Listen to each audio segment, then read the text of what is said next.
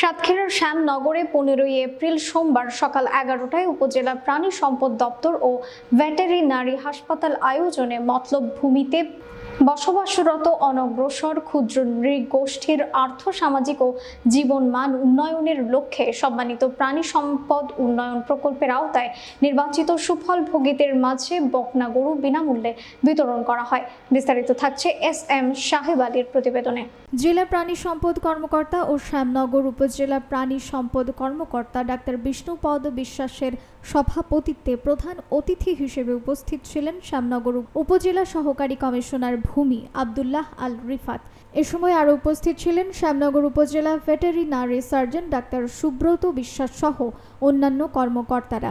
উপজেলা প্রাণী সম্পদ ও ভেটেরিনারি হাসপাতাল সূত্রে জানায়, উপজেলার বিভিন্ন এলাকা থেকে 72 জন ক্ষুদ্র নৃগোষ্ঠী পরিবারের সুফল ভোগীদেরকে বকনা গরু দেওয়া হয়।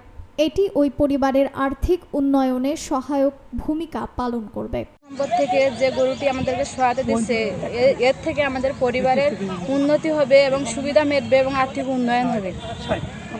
গরুটা আমার খুবই উপকৃত হবে, কারণ আমার পরিবারের দিক থেকে অনেক উপকৃত হবে। একটা গরু থাকলে একটা হেল্প করবে। এবং ধন্যবাদ। আমি এই পশু হাসপাতালে থেকে একটা গরু পেয়েছি। এই গরু নিয়ে আমি উন্নয়ন করব, দেশের ভবিষ্যৎ গড়াবো, ছেলে মেয়ের ভবিষ্যৎ তৈরি করবো। নমস্কার, আমার নাম দীপালি রানী মুন্ডা। রানী হাসপাতাল থেকে একটা গরু পেয়েছি। এই গরু থেকে আমি দুধ পাবো, গোবর, জৈব সার, জ্বালানি, আর ফলের সাথে আমি ছেলে মেয়েদের অনেক কিছু সেখান থেকে পাবো।